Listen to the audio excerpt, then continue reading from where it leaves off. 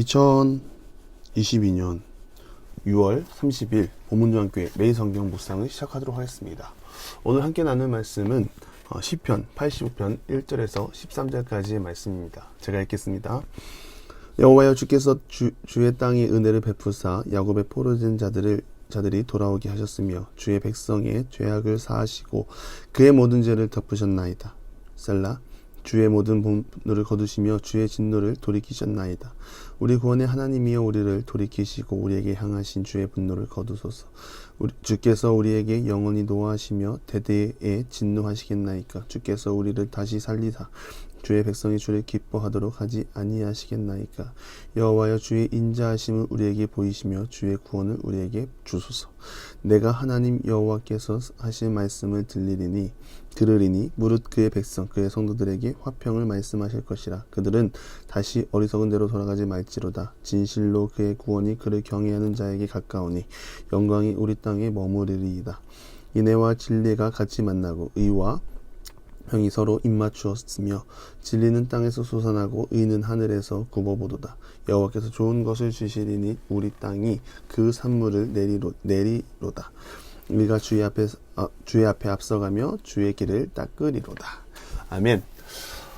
오늘 본문의 시는 가나안 땅으로 돌아온 1차 포로 귀환 직후 혼란기를 배경으로 쓰여진 시로 추정을 합니다.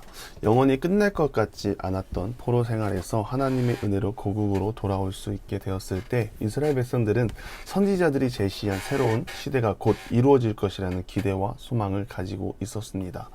그러나 고국으로 돌아온 이스라엘 백성들이 직면하게 된 정황은 기대와는 전혀 다른 것이었습니다. 여전히 주변국에는 강대국의 압박으로부터 자유롭지 못했습니다. 내부적으로는 이방인들과의 통혼과 그로 인한 우상숭배 문제, 치안 질서가 정립되지 못함으로 인한 죄악의 문제, 이외에도 신앙적, 사회적, 경제적 문제와 모순이 산적한 상태에 놓여있는 상태였습니다. 이러한 상황 속에서 이스라엘 백성들은 극심한 혼란에 빠져들 수밖에 없었고 점차 그들이 포로에서 귀환할 당시 가졌던 열의와 각오, 신앙적 다짐도 퇴색하기 시작하였습니다. 그런 상황 속에 본 시는 바벨론 포로 귀환에 대하여 하나님께 감사하고 완전한 회복과 구원의 역사를 간구하는 내용과 함께 이스라엘 백성들에게 하나님 나라의 회복과 축복의 역사가 반드시 도래할 것임을 확증하고 모든 것의 주가 되시는 하나님을 신뢰할 것을 말하고 있는 것입니다. 1절입니다. 여호와께서 주께서 주의 땅에 은혜를 베푸사 야곱의 포로된 자들이 돌아오게 하셨으며, 하나님의 진노가 임했고 하나님의 진노는 결국 이스라엘 백성들이 포로로 끌려가는 상황에 이르게 되었습니다. 그리고 오늘 본문에서와 같이 하나님은 자신의 백성들을 다시 돌려보내며 은혜를 베풀어 주신 것입니다. 하나님은 사람의 죄악된 행동에 집중하시는 분이 아니십니다. 만약 사람의 죄악된 행동에 집중하시는 분이었다면 우리는 구원받을 자 하나도 없습니다. 이스라엘 백성들이 포로로 끌려가기 전에 이미 다 죽었을 것입니다. 그럼에도 하나님은 이스라엘 백성들을 사랑하시고 그들을 포로로 끌려가게 하셨지만 그 나라에서 잘 살게 하시고 지금은 다시 본국으로 돌려보내 은혜를 베풀어 주시는 것입니다. 하나님은 사람을 사랑하시고 한없는 은혜를 베풀어 주십니다. 우리는 이 사실을 잊으면 안 됩니다. 그러나 이스라엘 백성이나 우리나 이상하게 하나님이 베풀어 주신 은혜 그 다음 것을 원하거나 잊어버리게 됩니다.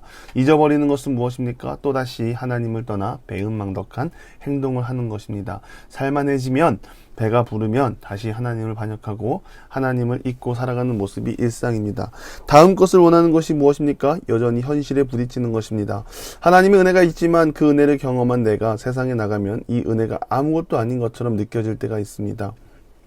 내게 주신 은혜를 다른 사람과 비교하며 내게 없는 것을 찾고 하나님을 원망하고 하나님께 따지고 들고자 합니다. 분명 하나님을 앞서가는 모습이요 하나님 없이 사는 자의 모습과 동일한 것입니다. 은혜는 깨달을 때 은혜입니다. 당연한 것으로 받아들이면 권리가 되고 감사가 없어지는 것입니다. 우리는 어떤 삶을 살아야 할까요? 매 순간 감사가 넘치는 인생들이 되기를 바랍니다. 감사가 넘쳐서 하나님이 나에게 주신 은혜를 발견하고 기쁨으로 하나님을 섬기는 여러분 모두가 되기를 바랍니다. 저는 신대원 공부를 할 때 3번 시험을 봤습니다. 한 번은 맛보기였고 한 번은 한 달 공부하고 1차 시험 붙고 그리고 그 다음 해에 붙었습니다. 두 번째, 한 달 공부하고 1차 시험 붙었을 때 들었던 생각이 3달 하면 붙겠네 라고 생각하고 알바를 하러 갔습니다. 제가 큰 머리를 쓰지 않고 일할 수 있는 곳을 찾아간 곳이 발레파킹, 이 세브란스 병원 재활의학과 발레파킹이었습니다. 장애를 가지고 계신 분들이 직접 주차를 하지 못하기 때문에 제가 대신 주차를 해드리는 업무였습니다. 저에게 그곳에서 일한 6개월은 진짜 감사가 무엇인지 깨닫게 되는 자리였습니다.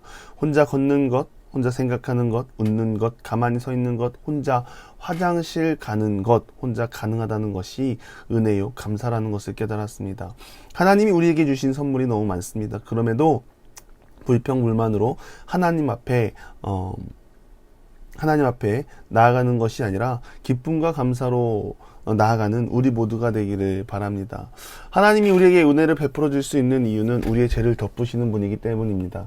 이 단어는 숨기다, 감추다, 가리다 라는 동사를 사용하는데 죄와 관련하여 같이 사용될 경우 죄를 더 이상 들추어내어 문제 삼지 않는다는 의미, 즉 용서의 의미를 함축적으로 전달합니다. 그 죄를 덮어주기 위해 하나님은 우리에게 예수 그리스도를 보내주셨습니다. 십자가의 피로 우리의 죄를 깨끗하게 하셨습니다. 믿는 자는 믿는 믿음의 고백으로 말미암아 자격 없는 우리에게 용서를 허락하시고 우리의 죄를 낱낱이 살펴보지 않으시고 덮으시는 하나님의 사랑을 경험할 수 있는 것입니다.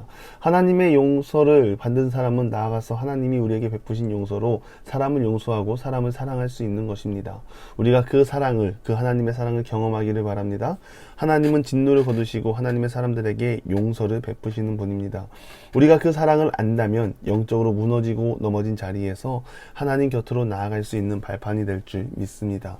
8절입니다. 시인은 하나님께서 화평을 말해주기를 바랍니다. 화평의 의미는 전쟁이 없는 상태, 평화로운 상태를 말합니다. 이 단어가 성경에서 주로 하나님의 임재와 은혜로 말미암은 완전한 충족의 상태를 묘사하는 데 사용되고 있습니다. 이스라엘 백성들이 간절히 원하는 것입니다. 그러나 화평을 원하는 자의 자세가 무엇보다 중요합니다. 그들은 다시 어리석은 대로 돌아가지 말라고 말합니다. 진정한 화평은 하나님으로부터 오는 것입니다. 그렇기에 하나님을 떠나서는 화평을 찾을 수 없다는 것을 알아야 합니다. 화평의 주관자 되신 하나님께 붙어 있어야 하는 것입니다. 말로만 화평을 찾을 것이 아니라 화평을 누릴 수 있도록 준비되고 깨어 있어야 하는 것입니다. 하나님을 경외하는 것밖에 없습니다. 하나님을 경외할 때 하나님의 권능이 우리에게 임하는 것이고 영원히 경외하는 자와 함께하는 것입니다. 하나님이 주시는 복, 그 모든 복은 우리가 하나님을 경외할 때 주어지는 복입니다. 우리가 간절히 바라기는 하나님의 복을 누리기 위해 날마다 하나님을 바라보고 하나님을 가까이 하며 하나님을 경외하며 살아가는 모든 기도의 용사들이 되기를 간절히 바랍니다. 기도하겠습니다.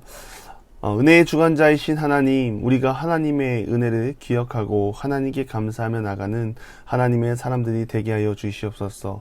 능력의 하나님, 우리에게 화평을 주시고 무엇보다 화평을 원하고 바라는 우리가 화평의 주관자이신 하나님을 경외하며 나아갈 수 있는 하나님의 사람이 다 되게 하여 주시옵소서. 예수님의 이름으로 기도드리며 이제는 우리 구주 예수 그리스도의 은혜와 하나님의 극진하신 사랑하심과 성령의 감화감동 교통하심이 보문주와 함께 모든 기도의 용사 위에 이제로부터 영원토록 함께 하시기를 간절히 축원하옵나이다. 아멘.